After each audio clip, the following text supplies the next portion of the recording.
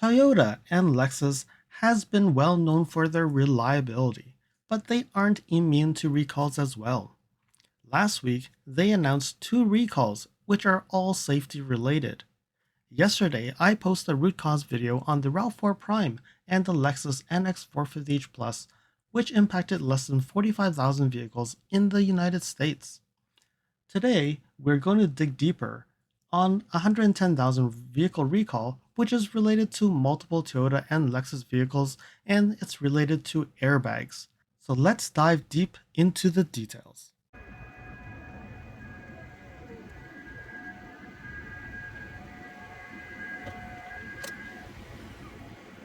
Before we start on today's video, I would like to introduce our Instagram account at LSFT Videos.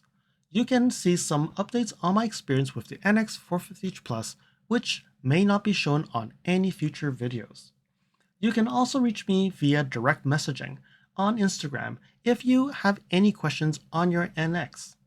And if you like this video, you can provide comments, like this video, and share this video with your friends, and subscribe to my channel, and press that bell icon to get notified when new videos are posted. And if you'd like to support me further and support this channel, you can also provide a super thanks, which is greatly appreciated. And now, let's get to the video. Hey, it's LSFT here today, and today I'm here to dig deeper onto the 110,000 vehicle recall where the driver's side airbag may not deploy.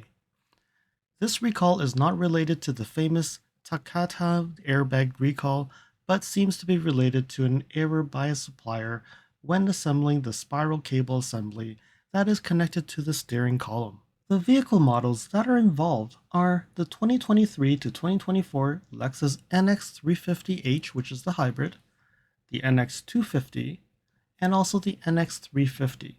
So all three models are both year 2023 and 2024. And again, it's certain vehicles that are being produced around a time range, and I'll probably have that information later in this video. And also the 2023 Lexus RX 350h, the hybrid, and also the RX 500h, also another hybrid. And then in the Toyota land, it's all the 2023 models of the Toyota Corolla, the Corolla Cross, the Corolla Cross Hybrid, the Highlander Hybrid, and the Tacoma. All this together is 15 different models. So now we're going to the 2024 Lexus NX 350, and this is the NHTSA, the same site that the United States Department of Transportation provides for anybody to go in. So now you can see that there is one recall. So scrolling down, you can see in the one recall, it says the driver airbag may not deploy. And a deactivation of the driver airbag does not deploy as intended, increases the risk of injury during a crash. So this is why it's a safety recall. And it's coming from the Toyota Motor Engineering and Manufacturing. And you can see that's 110,047 units that are affected. And this is where we talk about the models that are impacted. And then they're saying that they're expecting that the owner notification letters are coming out August 27th, 2023. So here are all the models that are impacted, and there's some interesting documentation that we will go through. I may not go through every single one, but this is documentation that is Toyota has provided to the US agency so that we can get some more information about this recall. So let's move to the first document.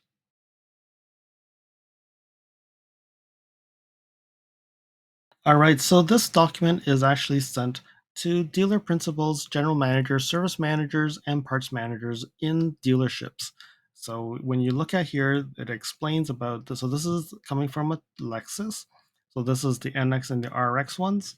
And it says the production period is late February 2023 to late May 2023 for the NX, and then it's actually until early June for the RX. So it's not too far away. So if you received your car recently, you may still be part of this recall. So they're saying about 3,150 NXs have been recalled, and also 1,200 are the RXs. And you can see here it says that there are 60 cars that are on dealer lots right now that are now on a stop sale. So meaning they will not sell these until it's fixed. and then there's 20 RXs that are on the dealer's lot as well. So looking at here, so I think we've gone through in my previous video on what this is. So they're saying that the spiral cable assembly in the steering column may lose its electrical connection on the circuit controlling the driver's airbag.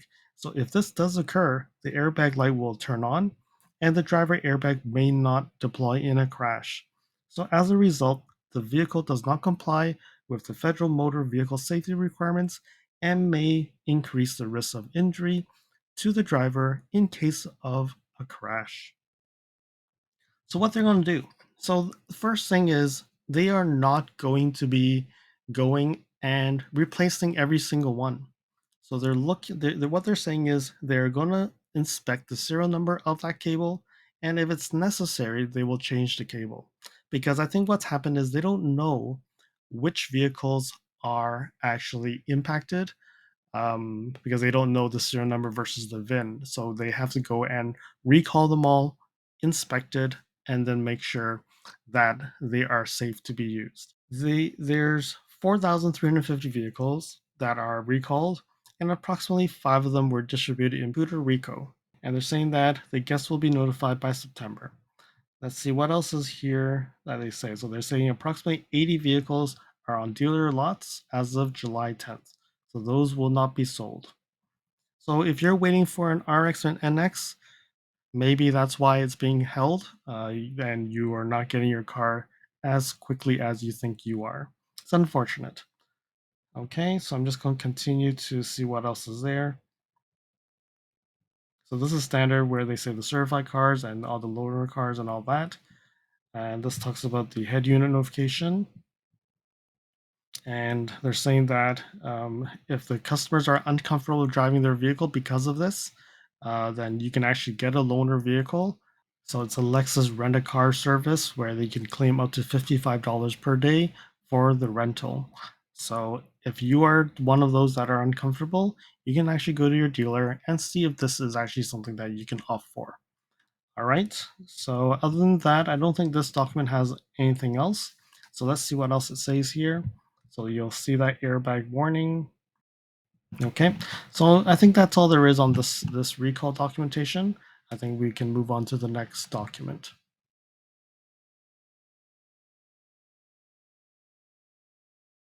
All right, so we're looking now at the Toyota version of the document, and this one is now all related to Toyota vehicles. And again, this is sent to the dealer principals, general managers, service managers, and part managers of the dealership.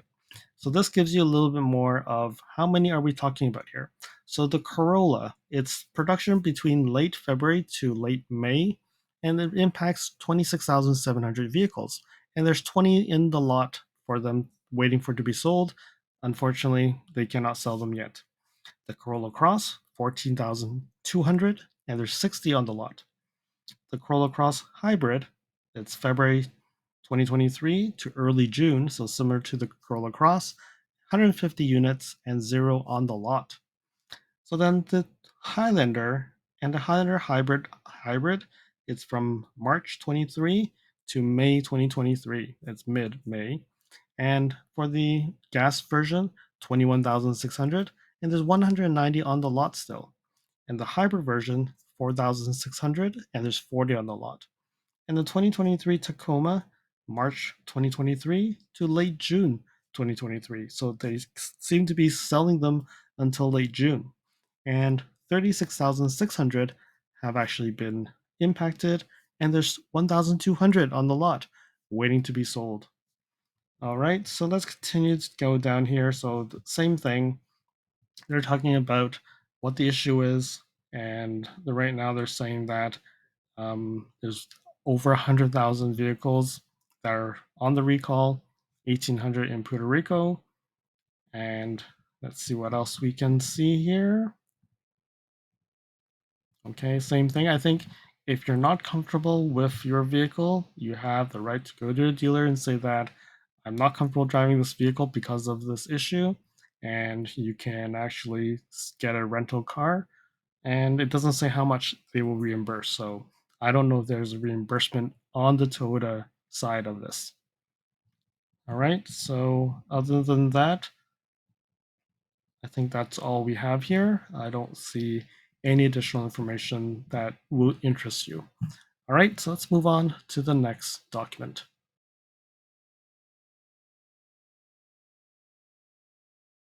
So you can see in this non-compliance information report, the 50 models in fact impacts vehicles made from 6 manufacturing plants. So the first one is the Mazda Toyota Manufacturing USA plant, which is in Madison, Alabama. The Toyota Motor Manufacturing the Baja California plant. And we also have Toyota Motor Manufacturing Canada. We also have the Toyota Motor Manufacturing that's in Mexico. Then we also have the Indiana plant, and we also have the Mississippi plant. So let's go down and look at it. So the manufacturing of the spiral cable is actually made in America, Furukawa Incorporated, and it's actually made in Mexico. So it's not a part that's made in the US or Canada. So scrolling down here, you can see that the Toyota Corolla, which is made in the TMMS, which is the Mississippi, and the production period is February 21st, 2023 to May 22nd, 2023. And the Corolla Cross is the same time period, but it's actually made in the Mazda Toyota manufacturing plant. The Corolla Cross Hybrid is also made in that joint venture Mazda Toyota plant. But the Corolla Cross Hybrid is actually made between March 27th to June 7th. The Toyota Highlander and the Highlander Hybrid is actually made in the Indiana plant, and the productions are very close. One is March 14th to May 18th, and one is March 14th to May 17th. And then when we look at the Tacoma, which is actually made in two different places, one's made in the California plant, and one is made in the Mexico plant. And that's from March 24th to June 22nd for the California plant, and the 27th, March 27th to June 15th for the Mexico plant. Then the rest is actually made in the Canadian plant, which is the RX 350, 350 Hybrid, and the 500H. And also when you look at the NX 250, 350, and 350H, which is 2023 to 2024. But then when you look at the time frames, they're a little bit different. So the RX 350 is February 21st to June 1st. The RX 350 Hybrid is March 13th to May 4th. So they somehow stopped the RX 350H up to May 4th, but then the RX 350 went almost a whole month extra of production. Then we have the RX 500H is from February 22nd to May 12th. And then when we look at the NXs, the 250 is February 21st to May 31st. And the 350 is from February 22nd to May 19th. And also the 350 Hybrid is March 6th to May 30th. So when you look at this, it actually went all the way to June 22nd, where all the vehicles that are impacted, that's when everything was like they stopped using this part. And really, some of it was actually starting all the way from February, which seems to be a fair amount of 4 months of production. So then when you look at here, we have different part numbers. So even though it's part of the same recall, but they actually have different part numbers. So you can see that the Corolla, Corolla Cross, and all that have a different part number. The Highlanders have a different one. The Tacoma has a different one. And then you can see the Lexus vehicles all have the same part number. And when we look at the parts, we will notice that this is roughly a $300 US dollar part. So much cheaper than the other recall that we're seeing, but definitely more expensive overall because we're talking about 100,000 vehicles here. All right, so then they're also saying that the VIN numbers that were provided, and I don't think I've seen any VIN number ranges here. So, but they're saying that if they did provide the VIN numbers, they're all not sold in the US. And I think some of these were sold in Canada and other places as well. So that's what this says. And this is the number of vehicles. I think we reviewed this on the previous PDF already, so there's no point of talking about this.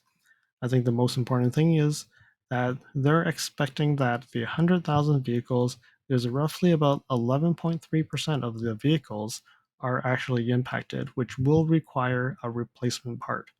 The other 88% are just really for inspection to make sure that the one that you have is not part of the recall.